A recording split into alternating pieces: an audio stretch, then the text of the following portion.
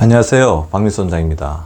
항상 구독해 주시고 좋아요를 눌러주셔서 진심으로 감사드립니다. 우리 구독자분들의 성원 덕분에 최근에 나온 면역력, 인생의 건강이 짐이 되지 않게가 굉장히 좋은 반응을 얻고 있습니다. 그래서 이 책에도 이제 다루고 있고, 그 다음에 우리 병원에 오시는 많은 환자분들이 조금 스트레스를 받고 있는 질병, 그 중에서 특히 만성 통증, 그 부분에 대해서 다뤄보려고 합니다. 이 책에도 관절염도 면역력이 좋아지면 호전될 수 있나요? 만성염증이 있으면 면역력이 낮아질까요? 이런 것처럼 만성염증, 만성통증, 그 다음에 자가면역질환, 이런 부분들이 같이 연결이 되어 있습니다. 그래서 최근에 굉장히 많은 분들이 코로나를 지나면서 면역력이 떨어지고, 이런 부분들이 통증으로 이렇게 전환되는 부분들을 볼 수가 있는데요. 그렇다면 면역력과 염증, 통증은 어떻게 관련이 있을까요? 먼저 이제 만성 통증에 대해서 이렇게 정의를 해보겠습니다. 만성 통증은 병원에 가도 뚜렷하게 원인을 알 수가 없죠. 여기저기 아픕니다. 그리고 계속 아픕니다. 아프다 그냥 회복이 되면 그건 급성 통증이죠. 그리고 우리가 다치거나 부상 입었을 때 그런 게 이제 급성 통증입니다. 근데 만성 통증은 계속 아프죠. 좋아졌다가 또 어느 시점 되면 또 재발하고, 그러면서 어떤 부분에 문제가 생깁니다. 그리고 그 아픈 부위가 돌아다니는 경우가 굉장히 많습니다. 병원에 가도 이유를 찾을 수 없기 때문에 고통스럽고 곤혹스럽죠. 그리고 약을 먹으면 또 그때뿐입니다. 그리고 약을 안 먹으면 더 아픈 경우가 많고요. 그래서 본인은 죽을 만큼 아프지만 다른 사람들은 나를 보고 멀쩡하다고 생각합니다. 병명이 이렇게 진단이 되지도 않았고, 그냥 밖으로 봤을 때 뭔가 만성 통증을 가진 사람들이 본인이 괴로운 만큼 외부적인 어떤 변화가 없기 때문에 그런 거죠. 근데 저는 잘 살펴보니까 만성 통증은 만성염증 그리고 만성 허약과 삼각관계를 이루고 있습니다. 그래서 만성염증에서 만성통증을 일으키고, 통증이 또 심하다 보면 허약해지고요. 또 만성통증이 또 만성염증을 악화시키게 됩니다. 자, 통증이 있으면 어떻게 될까요? 일단 활동하는 것을 피하게 되죠. 그렇게 되면 어떤 우리 몸의 수행력, 컨디션이 떨어지게 됩니다. 이제 컨디션이 떨어지다 보니까 이런 부분들 자체가 또 이렇게 움직이려고 하면 또 통증이 유발됩니다.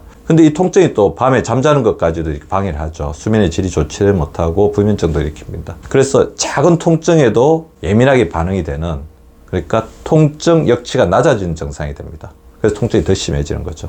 더불어 통증이 있으면 불안하고 우울하고 화가 납니다. 짜증이 납니다. 그리고 사람들 점점 피하게 되겠죠. 그래서 우울한 어떤 무드가 형성이 되고, 그러다 보니까 이 통증에 대해서 절망적으로 생각하는 그런 어떤 패턴에 빠지게 됩니다. 어떻게 보면 만성 통증은 본인이 이 질병을 이겨낼 수 없다, 자포자기하거나 절망하는 순간 더 급속하게 자기를 지배하기 시작합니다. 자, 만성 통증에서 벗어나려면 4가지는 줄이고 6가지 늘려야 되는데 과연 무엇일까요? 상식적으로 우리 구독자분들이 다 알고 계시지만 어떻게 보면 또 잘 안 되는 것 중에 하나입니다. 만성 통증을 가지고 계신 분들 중에서 많이 발견되는 특징 중에 하나는 비만입니다. 특히 복부 비만. 체중이 많이 나가면서 비만인 경우도 위험하고요. 그 다음에 저체중이면서 비만. 이거는 뭐죠? 체중은 정상이거나 오히려 작게 나가는데 비만이라는 것은 체지방률이 너무 높고 근육이 굉장히 부족하다는 상태죠. 지방세포에서는 우리 몸을 지키기 위한 하나의 경고 신호로 끊임없이 염증인자를 만들어내고, 그것을 막아주는 게 근육인데 근육이 부족하고 지방세포가 많아지다 보니까 큰 문제가 생기는 거죠. 저는 비만에서 우리 구독자분들이 말씀드리고 싶은 것은 탄수화물을 줄여야 됩니다. 가당 음료를 줄여야 됩니다.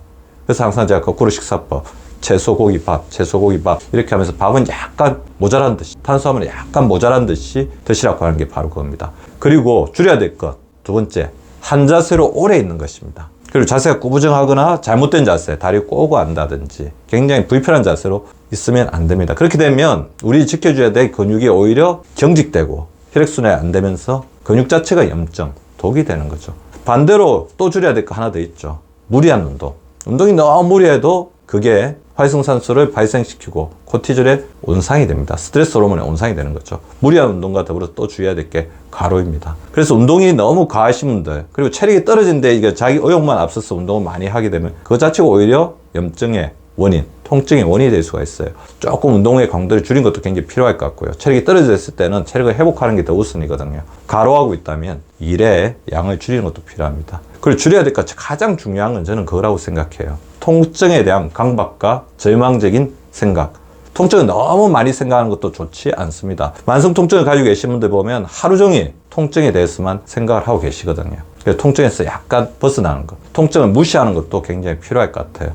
자, 나만 앓고 있는 것이 아니고 많은 사람들이 앓고 있다. 통증은 지금은 굉장히 괴롭지만 시간이 지나면 점점 줄어들고 나는 이겨낼 수 있다. 몸이 나에게 보내는 경고 신호이니 내가 몸을 더 돌봐야 되겠다. 그렇게 생각하는 것들이 필요할 것 같고요. 그 통증에 대해서 너무 하루 종일 얽매여 있지 말고 좀 무시하는 전략을 쓰는 게 좋을 것 같습니다. 그리고 몸이 좋아지면, 건강이 좋아지면 통증이 줄어들고 결국에는 없어질 것 같고 하는 생각, 인식의 전환을 하시는 게 필요할 것 같습니다. 우리 몸의 통증을 일으키는데 가장 방어막이 될 수도 있지만 통증의 또 트리거가 될 수 있는 게 바로 근육이거든요. 근육이 부족하게 되면 우리 몸에 방어막이 없어진다고 생각하시면 됩니다. 그래서 근육을 올바르게 쓰는 것, 근육을 강화시키는 게 필요합니다. 그래서 단백질을 충분하게 섭취하는 게 중요하죠. 그래서 제가 항상 말씀드린 것처럼 저는 하루에 계란 하나, 일주일에 3회는 동물성 단백질, 시간 날 때마다 식물성 단백질 섭취를 하고 있습니다. 그리고 근력 운동을 끊임없이 하셔야 됩니다. 근력 운동이 거창한 게 아닙니다. 여기서 바로 팔굽혀펴기를 한다든지 제가 항상 알려드리고 있는 손허벅지 운동, 그냥 그 자리에서 할 수 있는 운동, 그 다음에 의자에 앉아서 다리를 드는 운동, 자기가 하고 있는 활동에서 근육을 쓰는 활동들을 끊임없이 좀 해주십시오.